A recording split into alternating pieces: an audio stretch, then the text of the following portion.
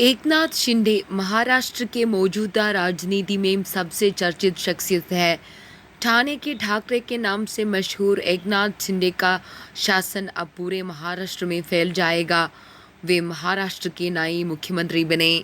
ठाणे की कोपरी पचपाखाड़ी विधानसभा सीट से विधायक और उद्धव सरकार में नगर विकास और सार्वजनिक निर्माण मंत्री रहे शिंदे की ठाणे में मजबूत पकड़ है। एकनाथ एक नाम नहीं बल्कि अपने आप में एक पार्टी है। ठाणे की जनता उन्हें शिवसेना के संस्थापकों में से एक आनंद चिंतामणि धीके के प्रतिबिंब के रूप में देखती है। यही वजह है कि लोग आंख बंद करके शिंदे के फैसले के साथ खड़े हैं। एकनाथ शिंदे के पीछे न सिर्फ ठाणे की जनता खड़ी है बल्कि 2/3 से ज्यादा यानी शिवसेना के 40 विधायक भी है। लेकिन मौजूदा शिवसेना प्रमुख उद्धव ठाकरे की तस्वीर गायब हो गई है। शिंदे का बचपन ठाणे के किशन नगर वागले स्टेट 16 नंबर में भी था।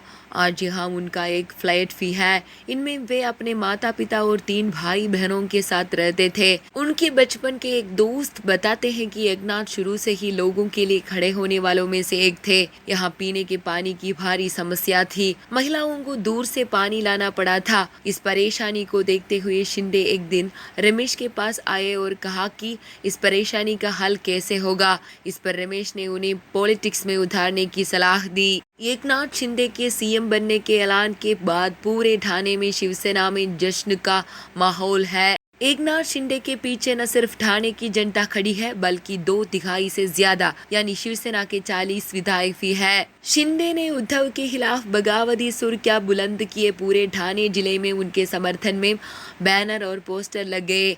इन पोस्टरों में बाला साहेब तो थे लेकिन मौजूदा शिवसेना प्रमुख उद्धव ठाकरे की तस्वीर गायब हो गई। ठाणे में शिंदे का कद कुछ ऐसा कि शिवसेना का मूल कैडर यानी हिंदू ही नहीं मुस्लिम भी उनके साथ खड़ा है। यही वजह है कि शिंदे के नाम पर दोनों समुदायों के लोगों ने उनके बेटे श्रीकांत शिंदे को चुनकर लोकसभा में भेजा। एकनाथ के पीए रह चुके इम्तियाज शेख उर्फ बच्चा ने बताया कि शिवसेना से जुड़ने से पहले शिंदे आरएसएस शाखा प्रमुख थे और ऑटो रिक्शा चलाते थे। आनंद के एक दिन उनके इलाके में आए और उन्होंने लोगों से पूछा कि वे अपने पार्षद के रूप में किसे देखना चाहते हैं। इस पर इम्तियाज समेत सैकड़ों मुसलमानों ने एक सुर में एकनाथ शिंदे का नाम आगे कर दिया। इसके बाद ही शिंदे की सक्रिय रूप से शिवसेना में एंट्री हुई। यही फैब्रिकेशन की दुकान चलाने वाले हफीजुर रहमान चौधरी ने बताया कि उनकी दुकान पर बैठकर ही एकनाथ शिंदे ने नगर सेवक चुनाव लड़ने का फैसला किया था।